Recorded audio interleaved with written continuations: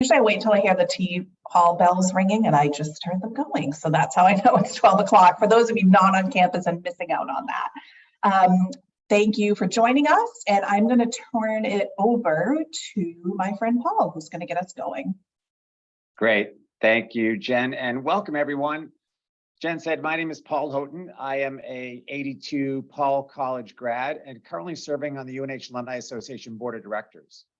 It's my pleasure to welcome all of you and kick off today's really interesting webinar that we have with Trevon. The UNH Alumni Association serves as really the bedrock for our UNH alumni community, working both to connect alumni to each other and back to UNH. On behalf of the Alumni Association, we want to thank you for supporting UNH with your time today. And we encourage you to take advantage of your Wildcat benefits by visiting the UNH Alumni Relations website at unh.edu/alumni. Today's webinar, super excited about it.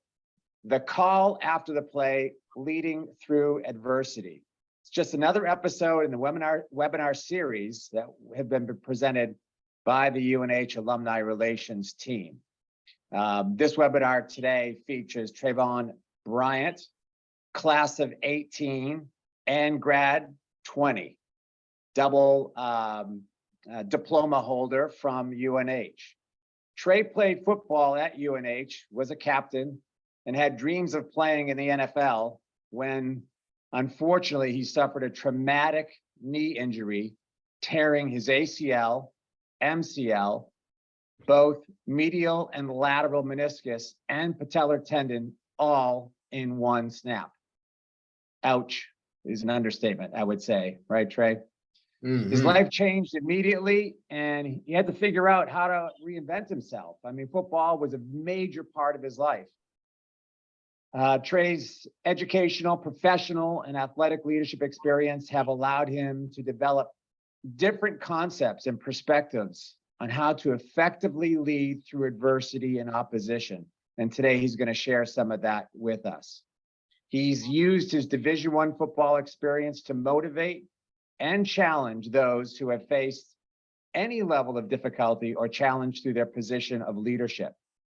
As a residential hall director at UNH, Trey has worked with students closely through their personal and professional development. We're really excited to have Trey with us today. He will answer questions at the end of the webinar, so please note the Q&A box at the bottom of your screen where you can submit your questions throughout the program. And with that, Trey, I will turn it over to you. Awesome. Thank you so much. Thank you so much. This is exciting, and I just want to thank you all for showing up today and for coming in to listen to me. This is like a dream come true. I think back of where I started in my journey and look at to where I am now. And it's just awesome to be able to sit in front of the alum of UNH and to be able to share my story and to do what it is that I do best, which is to motivate, which is to inspire and to lead. And as today, as you'll see, we'll be talking about leading through adversity. And so I like to just start off by saying that this is actually kind of different for me because I'm used to seeing faces. I'm used to standing in front of a crowd. I like to see expressions. I like to see smiles. And so looking at a screen, this is a little different for me, but there's a first time for everything. And I know that this is just going to sharpen up my skills. And so let's go ahead and dive right into it. And so I want to start off just by giving a little background information for those of you who don't know me. So starting off with my academics. So born and raised in St. Augustine, Florida. I went to Pedro Menendez High School, where I graduated Pedro Menendez High School in 2014 with a 3.5 GPA. I was in the AVIC program, which is a college readiness prep course. I knew for a fact growing up that I wanted to go to college. I knew that college was something in my future that I had to accomplish in order to reach my dreams and my goals of making it to the NFL. Also in high school, I was a football star, right? Hometown athlete where everyone knew who I was. And I did a lot of great things when it came to athletics. I ended up getting 6 Division I football scholarships, with UNH being one of them. And obviously I committed to the University of New Hampshire and made my way up to UNH. And as I got to UNH, I did my undergrad in human development, family studies. I focused on the development of humans over time. It was just something about that course, that class, HDFS 525, that just really interests me so much.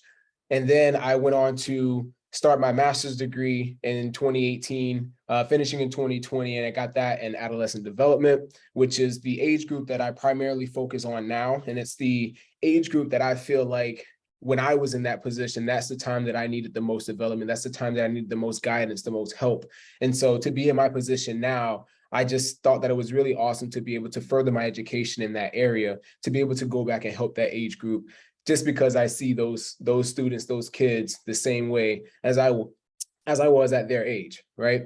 And so after that, so after I graduated with my master's degree, or actually during the same time, I started off in the academic advising house in Hood House, starting off with undeclared students, which is really awesome. Coming into UNH, I was undeclared for my freshman and sophomore year. I had no idea where I wanted to go. And so having this opportunity to do an internship in Hood House, to work with undeclared students, I was able to guide students and help them game plan to get them to the position and the place that they wanted to be, in order to find that course, in order to find that major that was going to help them exceed and be successful in their future.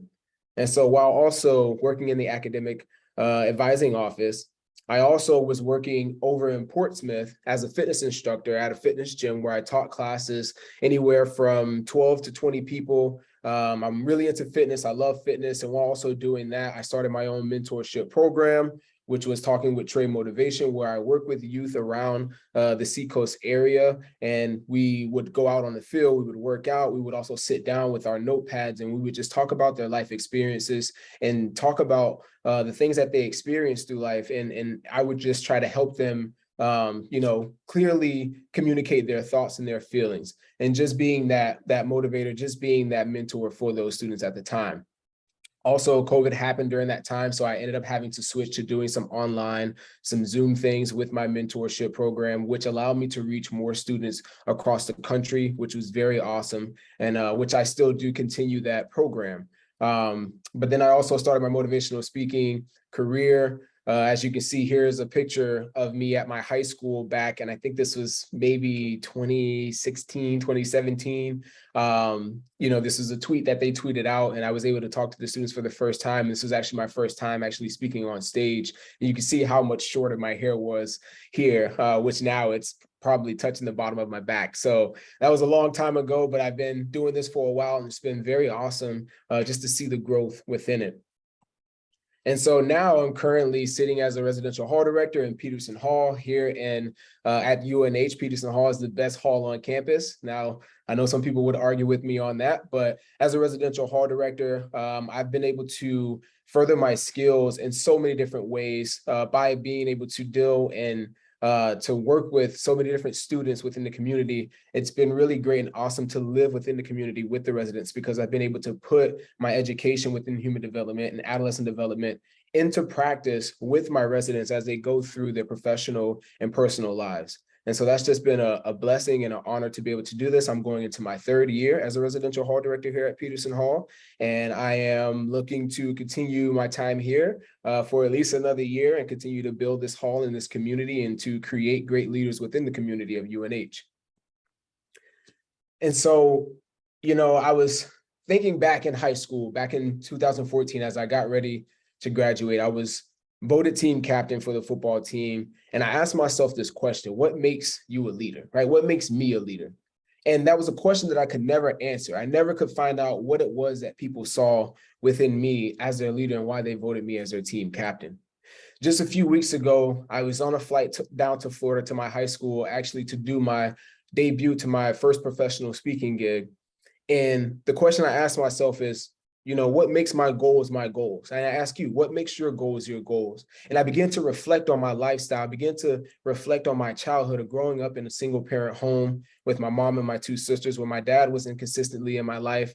I began to witness how we struggle financially, right?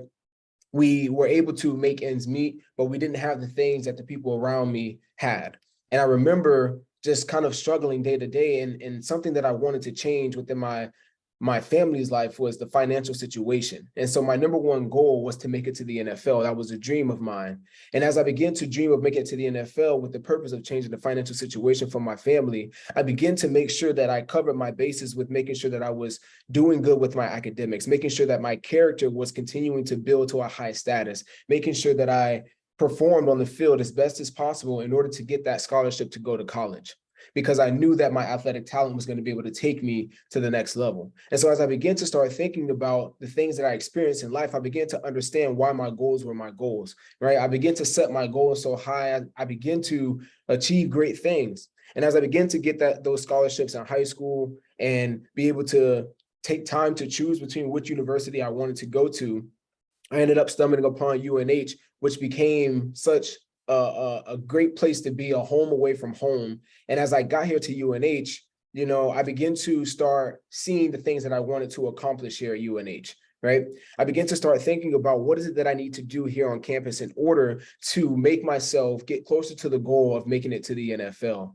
I began to start feeling a little out of place coming from the state of Florida, you know, coming to a predominantly white institution where there weren't many people that looked like me other than the people on my team. I ended up developing a nice community on the football team. But as I began to exit practice and I began to go into my classroom and go into my dorm room, there was a different world that I had to experience and navigate with people who didn't look like me, or with people who didn't speak like me. And so trying to find a community outside of the football team was another challenge that I was faced with. And I was also asking myself, how can I use this community outside of football, one, to help me become successful within achieving my number one dream and my number one goal, which was to make it to the NFL. And so as I began to get to UNH and I began to find my courses and find my classes and find my niche, find my people, I began to start seeing myself rise up, right? I became the first two-time team captain in University of New Hampshire's history. That was something that was never done by any other player at UNH, which is an honor that I have today. And it's just been great to see that even at the next level of football, my teammates still saw me fit to be their first two-time team captain. I also was working so hard that I ended up getting the strongest athlete pound for pound record at the University of New Hampshire, which I set back in 2016, and I still hold that record today. I continue to engage with the football team still to this day, hoping that someone is going to break that record just to see that people are still climbing the ladder, but no one has broken the record yet, and I still hold it. And I also became the first person in my family to graduate with a master's degree, which has changed the entire trajectory of the ones that are coming up after me, right? And so growing up, I knew that football was the only thing that was going to make me successful. But little did I know, being able to get this graduate degree showed the ones in my community, the youth in my community, that there's a different way to go in order to be successful. And so as I begin to get here at UNH and I begin to get closer to my dreams and my goals, I start to see myself rising to the top, right? And I begin to start seeing success. But the thing about success is, you know, no one ever told me the truth about success. And something that I've learned through my experience here at UNH is that the truth about success is that you have to fail in order to achieve success. Failure is a part of success. And that was something that no one ever told me. That was something that life never really exposed to me as I began to experience my challenges from, you know, being in high school to college.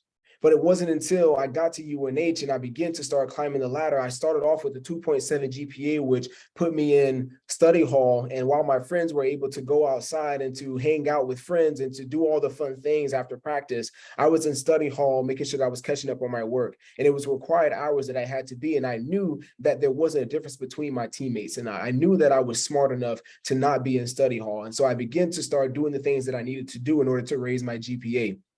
I ended up getting my GPA up to a 3.2, then climbing to a 3.5. And as I get my GPA up and I'm out of study hall and I begin to start seeing myself connect with people outside of football within the community, I begin to start connecting with my professors and I begin to start connecting with people inside my classes. And as I'm building this community and as I begin to start building my name within the university, I start to see a lot of success.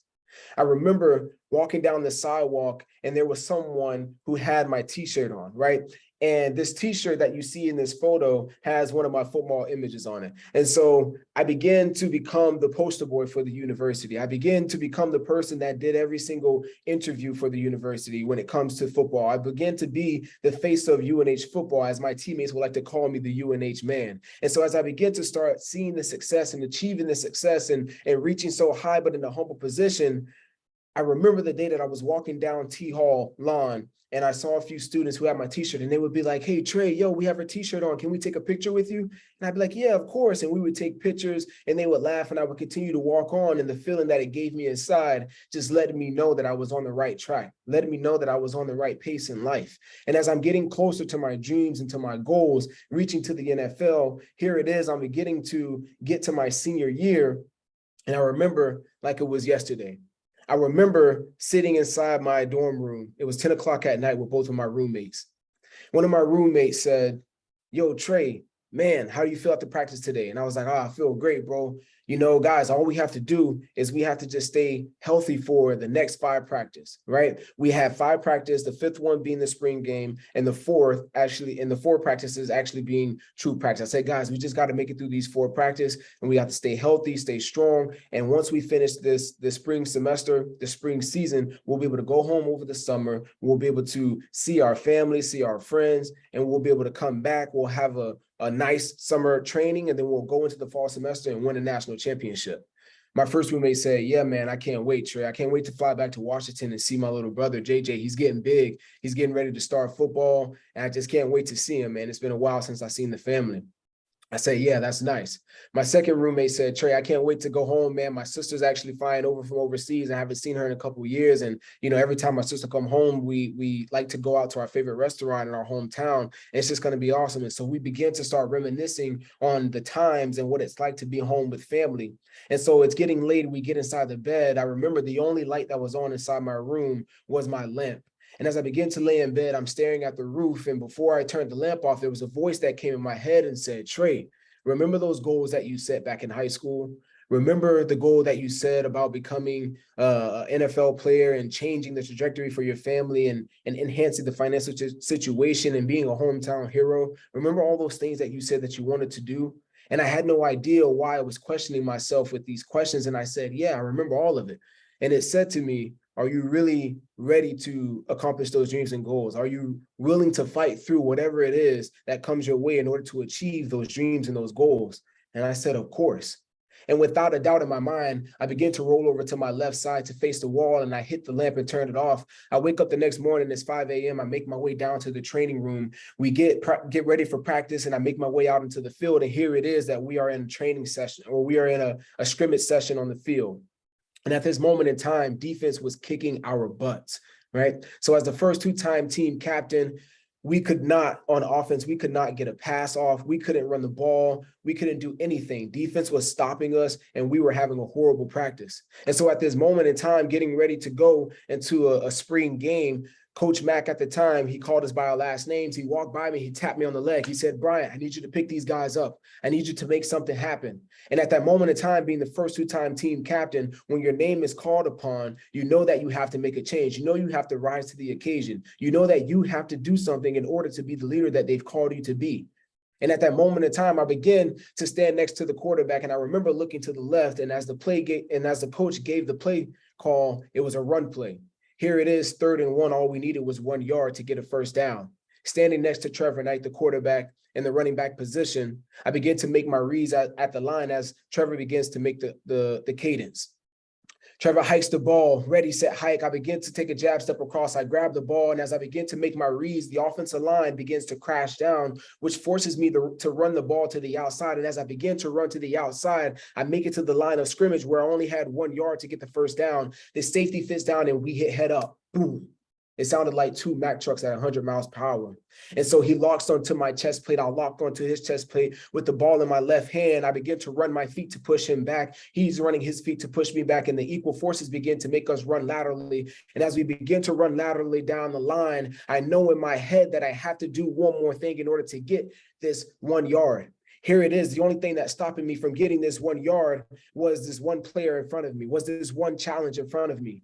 And so in order to get past him, my thought and my game plan was to jab my left foot into the ground to stop and to throw him by so that I could run forward. And as I begin to stab my left foot into the ground and grab his chest plate to throw him forward, the linebacker jumps over the offensive lineman, which tipped my right hip, and my foot gets stuck into the ground and pow, it snaps. I tear my ACL, my MCL, both medial lateral meniscus, and my patellar tendon all in one snap. And at that moment in time, I knew that every single thing in life that I worked for had gone to nothing. I knew at that moment that something was wrong. I had never been injured before through my entire career of football. I always stayed healthy. I was always the strongest. I was always the most flexible.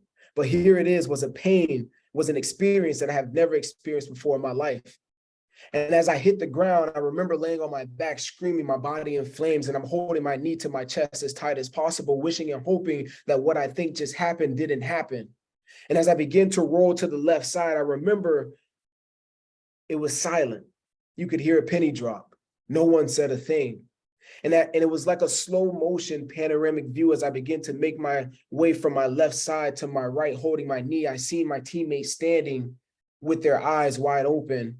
And as I make my way to my right side, my eyes landed on my position coach, who put his head down and turned and walked off the field, which then my eyes landed on my head coach, who put his head down as if he said a prayer. He blew the whistle and he said, "Move the ball up 10 yards. No one said a thing. No one moved. Standing there as if they're questioning life, as if they're questioning themselves of seeing their two-time team captain on the ground, wondering who's going to lead them into battle, wondering who's going to be that person that's going to hold everyone accountable, wondering who's going to be the person to carry the torch. And how could this happen to the person who's the most dedicated, to the person who works the hardest? All hope was lost. Because no one moved, my coach blew the whistle again, and he said it even louder. He said, "Move the ball up 10 yards. They moved the ball up 10 yards. And as I begin to look down the field and see the game that I love, the game that was supposed to take me to the NFL, the game that was supposed to take me to the next level, the game that was supposed to change the financial situation for my family, continue to go without me, I lost all hope. And so as my eyes begin to look up into the sky, losing my vision into the blueness, the trainers begin to run over, and as they kneel down, they begin to talk to me, and my volume begins to fade out. I can't hear a thing but just my breath. And I begin to ask, why? Why me? Why? Why does this has to happen? I've given everything. I've worked so hard. I've done right on and off the field. I've held people accountable. I've set records. I've worked hard in my academics. I did the things that I needed to do in order to make this path of making it to the NFL the way that I needed to go. And at that moment in time, I began to cry, noticing that I was going into my senior year and that whatever just happened was going to be something that I was not going to be able to return to within weeks. And so as I began to move on, I began to start experiencing depression, anxiety, a loss of effort, and a loss of desire to make it through. I began to think about what it was like being an elite athlete, and within a matter of seconds, turning into someone who was at bed rest, who depended on his teammates to get his food, depended on his teammates to help him get in and out of bed, depended on his teammates and roommates to help him get in and out of the shower. In just a matter of seconds, my entire life, my entire situation changed. And the only thing that changed was my mentality and my desire to be this high achieving person. But everything externally never changed. The coaches still required me to be the leader that I was voted to be. The teammates still looked to me to be their team captain. The young ones back home in my community in Florida still depended on me to be successful, to show them that they had hope, to show them that they could also leave St. Augustine, Florida, and be successful. And so I ask you, what is it that you are going through in life, or what is it that you have experienced in your past or experiencing now that's causing you to have to still put your best foot forward, because there is a whole community, because there is something that is still depending on you to give it its best? And the only thing that I can think about, I remember laying in bed and I had to send these emails out to my professors to let them know that I was going through surgery and that I wasn't going to be able to attend classes. And most of my professors responded back and said, you know, take your time, Trevon, I have this ready for you. And they were very cooperative and very helpful. But I think about the assignments that continue to go on. I think about the grades that continue to go on. And I think about, what if a professor wasn't willing to give me the extension that I needed in order to get back? What is it that you've experienced in life that's still requiring you to put your best foot forward? And so when we think about leading through adversity, I think that a leader's ability to lead is based on what they are willing to give and not get. Because at that moment in time, when I lost my dream, when I lost my focus of making it to the NFL because of the injury that happened to me, I thought that I had nothing to give. But little did I know was that this adversity was just opening up a new view, a new place for me to be able to experience, a new thing for me to see that I had so much more in the tank, that I was more than just a football player. Because see, growing up in a community where, especially in Florida, where football is the only thing that matters, where sports is the only thing that is talked about, you begin to think that that is all you're worth. You begin to think that that's the only way you're going to make it out. And even though I hated the situation that I was in, the situation of the injury showed me that I was more than just an athlete. It showed me that I had more than just an athletic ability. It showed me that I was actually really good within the classroom. It showed me that I was very intellectual. It showed me that I had the ability to be able to communicate my thoughts and my feelings on another level. And as I begin to experience that, and as I begin to realize that, I begin to start thinking of how can I continue to be this leader for my team? Because for a moment, I began to switch my focus to looking at just me. How can I better myself? I'm going through depression. I'm going through anxiety. I don't want to be at UNH anymore. I had my identity so wrapped up in being this football player, I felt like I couldn't talk to anyone on my team about what it was that I was going through. A lot of people asked me, Trey, how did you come up with talking with Trey motivation? Because there were nights where I would sit into my car anywhere from 9 to 11 p.m. just talking to myself about the situations, about the things that I was dealing with, because I felt so insecure to go into the house and to talk to my roommates about what it was that I was dealing with, because men are not supposed to show their emotions. And especially as the two-time team captain and the strongest athlete pound for pound, I didn't think that was a good look. And at that moment in time, I began to start sitting in the car, talking to myself and talking through the things that I was going through. And as I began to start getting to a better mental state, talking with Trey was what I needed in order to get to another level. I spent hours and days and nights talking with Trevon. And so as I began to start talking to myself and I began to start posting videos about what it was that I was saying, it began to start collecting traction on social media. People would say, man, Trey, that was so helpful, man. The situation that you're talking about, I was just going through the same thing. Thank you so much. And then I began to realize how powerful my voice was. So it wasn't a coincidence of being voted team captain in high school. There wasn't a coincidence of being voted a captain in college. But this situation leading through adversity, right? Being able to stay put, being able to stay firm, knowing that you are more than just what it is that you limit yourself to, allows you to see the capabilities and the skills that you have. So what is it that you're limiting yourself to that's not allowing you to be successful, right? What is it that you feel like you can't give because of the situation that you're going through? Because we begin to take our mentality and we like to downsize it when we are faced with adversity and opposition. But what we have to remember is that we have so much more to give into the tank. And I grew up and I see my mother giving so much. I've seen her sacrifice so much. And so for me, I had to switch my focus from being such an athletic influencer, from being such a physical influencer on the field, to now using my voice. To using my voice to encourage my players, to now giving thanks that even though it was just some torn ligaments, that it wasn't a broken and sloppy leg that had to be amputated. I was still blessed and able to wake up the next day with the leg still attached. And that itself gave me the ability to be able to still wake up with a smile, to still be thankful, to be excited to go out every single day and to continue to encourage and to further my knowledge. And so the thing is, right, we have to take advantage of our challenges. And you say, Trey, how do you take advantage of your challenges? I began to learn that I needed to switch my mentality from woe it's me and what did I do in life to deserve this, to switching it to being in a classroom. Life is all about experiences. What is experience without life, right? I like to call it a student of life, right? I like to take it to a mentality of sitting in the classroom as I did and as you all did at UNH and asking myself, what can I extract and what can I learn from this situation? What can I take from the depression, from the anxiety, from the downfall, from the pits? I remember the moment when my coach said, move the ball up 10 yards. And to me, at that moment in time, I felt like he didn't care about me. I felt like the coaches didn't care about me, when in reality, that was just a message to show that no matter what you accomplish in life, no matter the title that you have, no matter what it is that you've done, life still goes on. The system will continue to move on. You have to make the decision at the end of the day, if you're going to get up and catch up with it, or if you're going to continue to let it overlap you. And at that moment in time, I realized that I needed to get up. I realized that I needed to continue to keep going in life. And as we began to take advantage of our challenges, we begin to start learning what our purpose is. Some of you may not even know what your purpose is in life. I talk to students and I talk to adults about what their purpose is, and there are still a lot of people who don't know what their purpose is. If you want to know what your purpose is in life, continue to fight through your challenges. And you may say, Trey, how does that help me find my purpose?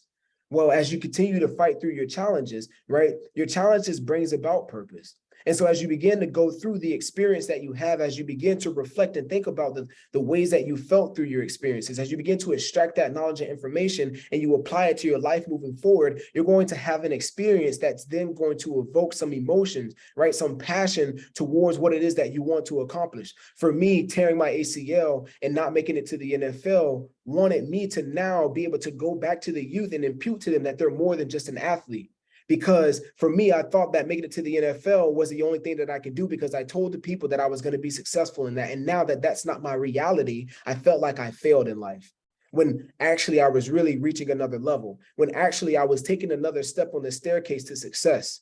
And this has brought the passion and the purpose of me to go back and to voice my opinions and my thoughts on how we are more than what we limit ourselves to be. And so the passion that you hear in my voice when I speak about this comes from the experience. It comes from the pain and the pressure that I felt going through that. And as I begin to develop a plan of how I'm going to fulfill this purpose, I begin to start thinking about what is it that I can do in order to fulfill this purpose. And now that is me taking advantage of my challenges. So I ask you, when you're going through your challenges, when you're thinking about the things that you're going through, when you are experiencing the death in the family, or when you're going through a divorce, or maybe your student, your child is not doing so well, or they're up against something in school, how can you teach them? How can you yourself take a look at the situation from the standpoint of, this is a classroom? How can you extract knowledge and information to begin to apply it into your life? And as you move forward, begin to make better decisions, right? Become that student of life. And so I start to think about, how do leaders maintain their leadership through adversity? How do you maintain your leadership through adversity? I'm sure many of you have been through hard times in life where you still had to wake up and go to work the next day and still put your best foot forward. How do you continue to maintain that high status of leadership when you are facing something that has nothing to do with your work, that has nothing to do with your relationship, has nothing to do with your team? How do you continue to hold that? So leadership rests itself on a foundation of core values, beliefs, and vision. You have to have values, right? For me, I don't smoke or drink. And you say, Trey, why? I don't smoke or drink because I remember growing up and going to family reunions, and every single family reunion would end within the first 20 to 30 minutes because my uncles were heavy drinkers. And something that I realized was every single time they picked up the bottle, they began to fight, they began to argue, and it just ruined everything. I could never spend time with my cousins who I haven't seen for years. I could never go and see my grandmother for more than 20 minutes because my uncles would ruin everything when they picked up the bottle. And so me growing up and seeing that the behavior was only happening when the bottle was picked up, it was something that I began to place and install in myself, is that I don't want that behavior to be a part of my life because of where I'm trying to go and what it is that I'm trying to do. So for me, that was a strong value. So even in college, even when going to parties and having a good time with my friends and teammates, and when I was tempted with drinking, when I was tempted with other things, I was able to say no. I was able to say no and say it confidently, and to be able to look that person in his face, no matter how many times they would ask me, Trey, would you like to enjoy some of this? I was able to say no because that was a strong value that I had, right? Belief. How do you believe and look into yourself? What do you believe about yourself? How do you speak about yourself, right? Even as a 20-year-old, 30-year-old, 40, 50-year-old, we have to stay conscious of how it is that we speak to ourselves. And I tell my kids this all the time. How are you talking about yourself? What is it that you believe in? We were not born disbelieving in ourselves. We were not born naturally disbelieving in ourselves, right? We have to make sure that we filter out the negative thoughts and the negative words of others that come into our ears, and make sure that we are not adopting the thoughts and the words of others into our own mindset, getting us to believe negative things. You are great. You are wonderful. You look good, right? You are capable of doing the things that it is that you want to do in life. I think of it as this: we are all birds born with wings, but a bird that's been born with wings and been told by so many others that it can't fly will never take a leap, will never spread its wings, will never fly. But it's all in what you believe. And then your vision. What is it that you see for yourself? Right? What is the long-term thing? Where do you see? I like to see myself, I vision myself standing on a stage in front of thousands. And as I continue to keep that vision in front of me, there are so many opportunities that have come into my life, such as this on this webinar, that allows me to be able to share my message and my story in front of people. So your values, your belief, and your vision is something that you have to stay true to in order to maintain that high position of leadership, because you will be challenged. Right? I've had many conversations with higher ups here at UNH, and they've talked to me about the challenges that they're faced with inside of UNH and outside of UNH, whether it's a personal situation that has nothing to do with their UNH business or a UNH situation that has nothing to do with their personal business. Things in life will challenge you, but in order to maintain that high position of leadership, you must have true values. You must have a strong belief system, and you must have a vision that's set in place in order for you to continue to go through. And as you begin to have those values, those beliefs, and those visions, and as challenges continue to challenge you, right, to get you to change, you have to start thinking about who it is that you are. Here it is, my quote that I came up with shortly after I began to get to the better side of my mentality when I was experiencing anxiety, experiencing depression, right? I embrace me, and that's why I'm free. And I have this on the back of all of my apparel, my Talking with Trey apparel. This is the quote that I put on the back: I embrace me, and that's why I'm free. And this was a quote that I came up with one of those nights of sitting in the car and talking to myself, because I felt like I couldn't talk to people about what it was I was going through. I felt like I had to maintain a status or an image that society says that men have to have when it comes to masculinity, right? I felt like I was worthless, and I felt like every single thing that happened to me in life tore me down, and every single thing that I worked for was amounted to nothing, right? But I had to realize that I was more than enough. I had to embrace every single thing about my life. I had to embrace the fact that I grew up in a single parent home. I embraced the fact that, if you can look here and see, my beard just will not connect here in the middle, and I don't know why. So I embrace every single thing that there is about me, and that's why I'm free. I'm free mentally. That's why I'm free to be me in any setting. That's why I'm free to go into any place and to feel comfortable, and to know that what it is that makes me who I am, right, is why I'm allowed to be successful. What is it about yourself that you have not fully embraced that's not allowing you to be successful? What is it about yourself that you haven't fully dealt with yet that's not allowing you to be the person that you can be or that you want to be? Because whether you're 15, you're 20, or you're 50 years old, there are still dreams that you can accomplish. There are still things that you want to do in life. But what is it about yourself that you don't embrace? See, I think about the trash can, the dumpster that everyone says is stinky, right? But they still take their trash out and throw it into the dumpster, right? We need it. We need it. I need you. I think about the bumblebees that people swat away and don't want them next to them. But without the bees pollinating the flowers and allowing that whole natural process to happen that gives the flowers and the trees the ability to bear fruit, to give us food, we need you. Right? I think about the rain that people get upset with when they have a picnic day planned, and the rain that ruins their day, their sunny day. But without water, there would be a drought. We would die, right? I need you. So what is it about you specifically, that you feel like people look down on, or that you feel like you've been looking down on yourself about, that makes you your unique self, that you haven't fully accepted and move forward with and embraced, to allow you to be free, to allow you to be the person that it is that you need to be, right? And so as I begin to go through my journey, as I begin to talk to thousands and thousands of people and impact youth and use my mentorship program, I like to talk about this concept of embracing the most authentic you, because every single thing has a purpose, right? We have nature. I like to look at nature, right? Everything in nature has a purpose in order to make the world work the way that it does. And it's the same thing with us. You just have to tap into your uniqueness, and you have to allow yourself to be comfortable within that, to embrace every single thing about your life leading to where you are now. It's what makes you who you are. And it allows you to move forward, to smile, and to be successful in the ways that life intends for you to be successful. I embrace me, and that's why I'm free. And so I'd like to thank you all for listening to my talk. leading through adversity. And at this moment in time, I would love to open up to the Q&A chat and ask some questions. Thank you all so much. Trey, there's a lot of questions here in the Q&A section, so that's great. The first one that I'm seeing is, what would you consider some of your mentors along the way, and what did they teach you? Yes, so I have a couple mentors. So, and I'd like to list those off. Here at UNH, thinking about mentors here at UNH, Tyler Jamison, Aaron Sharp, two of my professors from undergrad and grad school were just, and I don't even know if they remember during the time of my injury and when I was going through, but just so helpful, so encouraging, especially when it got to grad school, just having those one-on-one conversations with Tyler Jamison in our advising meetings, and then having those conversations at the end of class with Aaron Sharp, just allowed, it showed that they saw something in me that I didn't see within myself, right?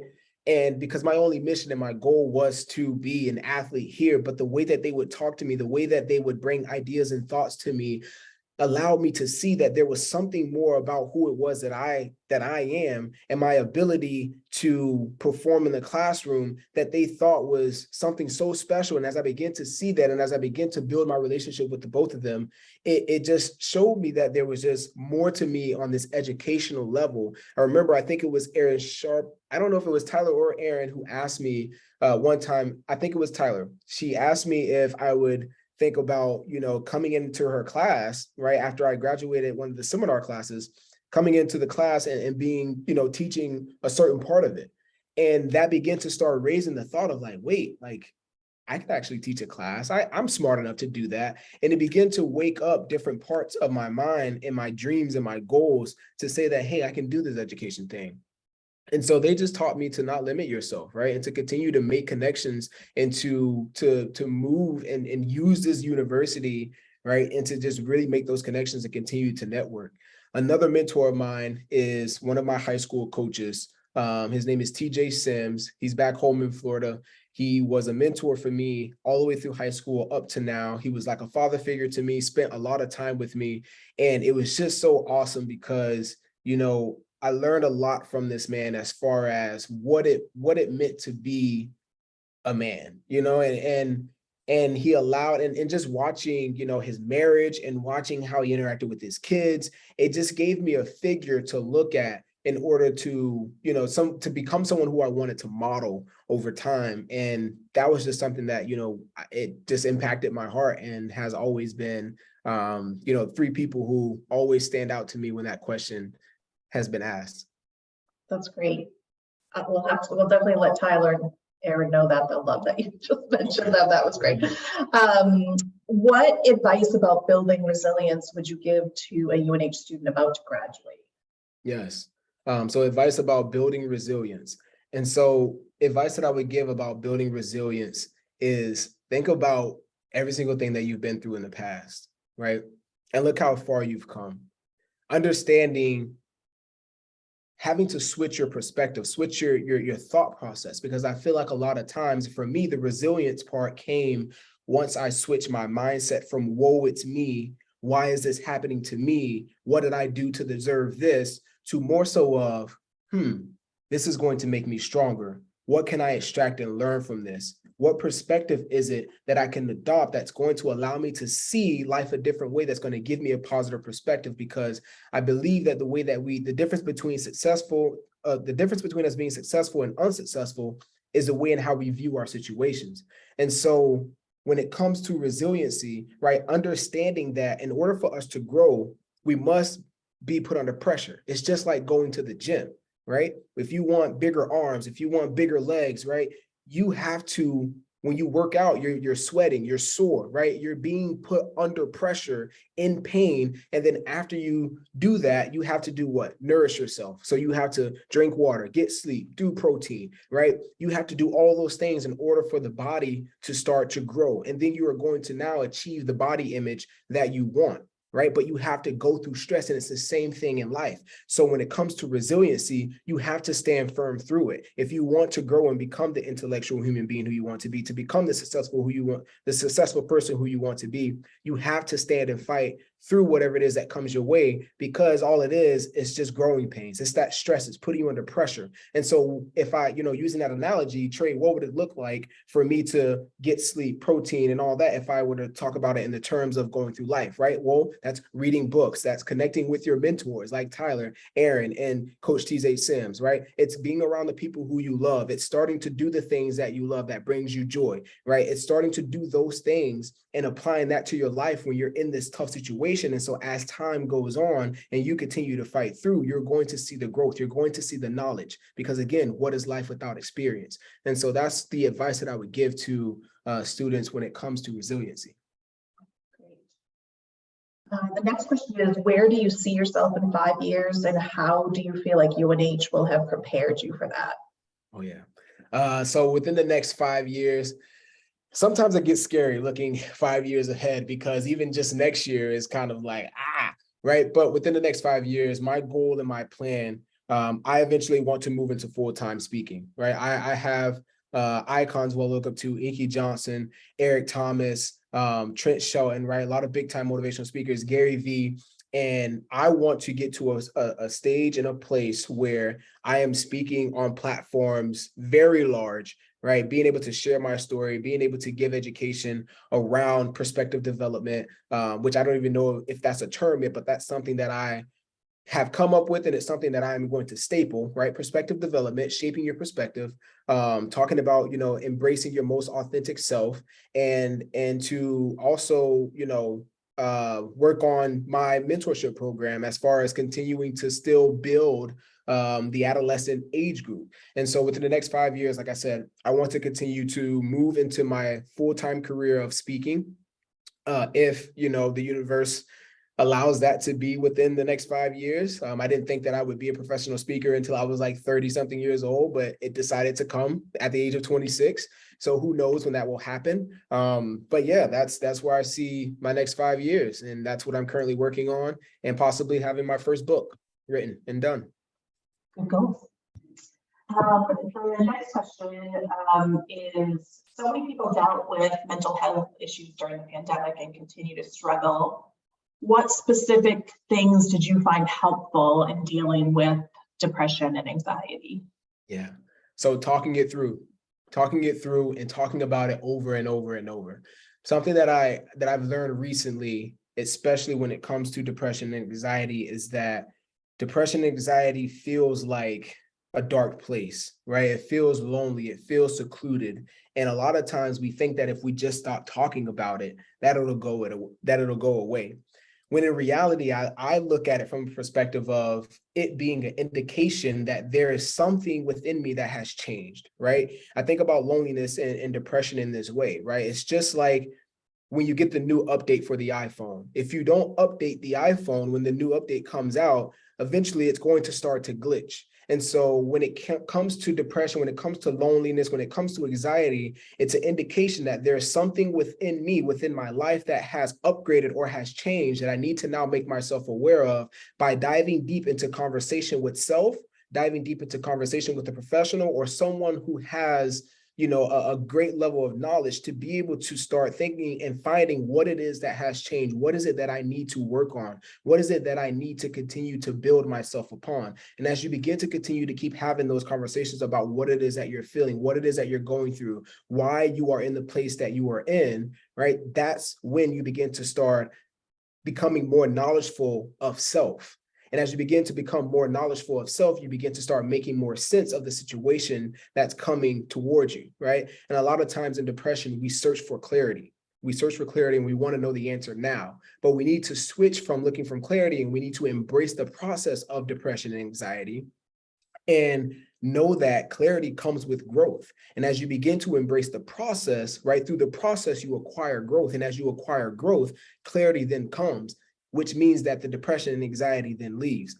And that's just the way that I look at it. And so just talking about it over and over and over allows the brain to dissect what it is that's crumbled inside that's causing you to go through these things. And as you talk about it and you break those walls down, it becomes so simple. And it's the same technique and thing that I've learned in college and school, especially when it comes to reading a paragraph, dissecting it down, taking it sentence by sentence, right? Breaking it down to find a better understanding of what's really going on. Great, thank you. The next question is, what is one thing you would have done differently during your time at UNH? One thing that I would have done differently during my time at UNH is I would have tried my best to join another group or org on campus to start building relationships a lot sooner outside of football. Football was something that was very time consuming and demanding. And so I didn't really feel like that was even something that I could even possibly try. There was one group, there was the Black Student Union organization that I really was interested in joining, but I never did because I didn't think that I would have time for the meetings. So that's something that I would have done differently. I would have taken the leap to actually go and try to join one of those groups, or at least be a part of the meetings to start making connections with other people on campus outside of football. Because one thing that I noticed was that the people who were the most supportive, or the people who were actually there for me through my hard challenges, were people who had nothing to do with athletics for the most part. And so I think if I would have been able to build those relationships before, one, it would have helped me a lot through my transition, but then two, it would also make me a lot more comfortable making and reaching out, right? Networking with others once I got out of football and I got into grad school and I started getting to, into the workforce, into the professional world. I think my skills around networking would have been a lot stronger. The next question is going to present day. What is your favorite part of UNH today? My favorite part of UNH today is literally being inside of my office and my residents coming down to my office and just saying, Trey, I've had a hard week. Here's what I need help with. Do you have any advice? And I mean, and this is more than one student. I mean, like, this is probably like 4 or 5 of them as friends coming down to my office and us just literally sitting down and talking about life, right? That's literally my favorite part just about my job, about UNH, is really being able to impact the students around campus, and not even just within Peterson Hall, right? Just around campus in general, and just being able to give that perspective and to give that inspiration to our students who are encountering hard challenges daily, right? Through academics, through their personal lives, and being able to just make those connections. All right, and the last question is, what are your words to live by? Yes. My words to live by, and I'm literally looking at it right here. It's written on my fridge, and I read it every single day. It's never force anything in life. If it's meant to be, it will be. Give it your best shot and let it be.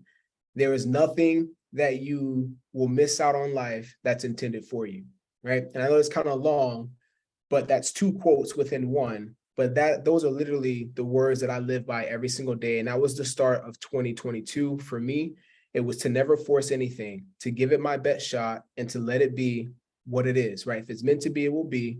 And to just know that I have not missed out on anything in life that is meant for me. You have not missed out on anything in life that is meant for you. And ever since I have taken those words and I've lived by that, every single thing that is intended for me has come.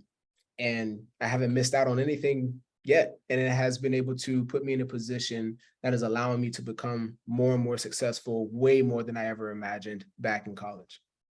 Great. Well, we made it through all the questions, which is fabulous. And just want to say thank you so much for being here, Trey. This was fantastic, really amazing presentation. And thank you to everybody who has joined us on here. We do have several more webinars coming, and we'll send you all that information as a follow-up. And Trey, is there anything you want to leave with, or say goodbye to the audience? Totally, yes. Again, thank you all for coming. I would love to connect with you all. I'm pretty sure there are some of you who may have, even more questions or whatever. Please feel free to reach out to me through my email, trevon.bryant@unh.edu. I would love to connect with you all. I'm all about networking connections, and I would just love to connect. So feel free to reach out. Great. Thank you so much again. And thanks everybody for tuning in. Have a great rest of your day.